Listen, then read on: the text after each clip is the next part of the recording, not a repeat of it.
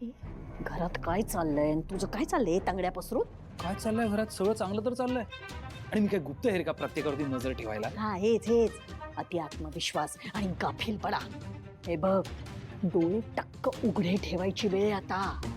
आपल्या शत्रूचं काय चाललंय, तो कुठल्या परिस्थितीत आहे? ती गेली ना, शिवा गेली ना, शाळेत गेली ना. ठीक आहे. काय शाळेत कशी काय गेली ती? कशी गेली कसं कळेल? इथे घोरात पडल्यावर कसं कळेल कशी गेली? ते महत्वाचं आहे का आता बोलणं? ती कशी गेली ते सांग ना. मलाही नाही माहित, नवल वाटतंय मला. कुठे त्या वस्तीत गेली आणि त्या तांदळे सरांनी काय जादू केली तर गेली शाळेत. देवा. बरं आता काय करायचंय? तिला एखादा जबरदस्त धक्का देऊन पुन्हा त्या संज्ञान ढकलायला हवंय आपण. ती जर रॉकीच्या दुःखातनं बाहेर पडली ना तर परवडणार नाही आपल्याला. वांदे होतील आपले, कळतंय का? ठीक आहे, तर तू जे सांगशील ते मी करायला तयार आहे. काय करायचंय? पहिली गोष्ट, या घरातल्या प्रत्येकावर बारीक नजर ठेवायची, कळलं? 1 मिनिट. तू इथे येऊन मला हे का सांगतेस सगळं?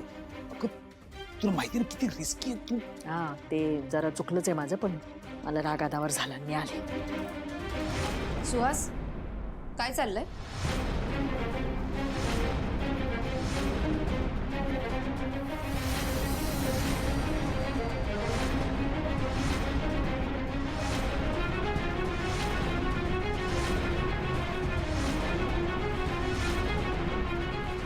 अगं तू इथे काय करतेयस? माझ्याच रूम मध्ये मलाच विचारतोयस? आणि ह्या इथे काय करताय? काय हो, मला न विचारता माझ्या रूम मध्ये कशा आलात तुम्ही?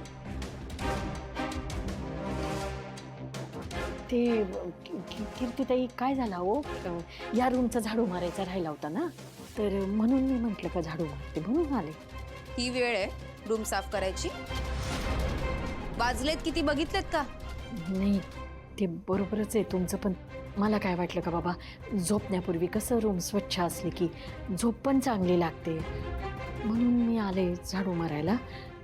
पण तुमचं बरोबर आहे, उशीर झालाच आहे. पुन्हा मी नाही येणार या वेळेला या खोलीत. हां, चुकलं, माफ करा. परत येऊच जाऊ नका असं न विचारता. तिला अजिबात आवडत नाही. हा हां.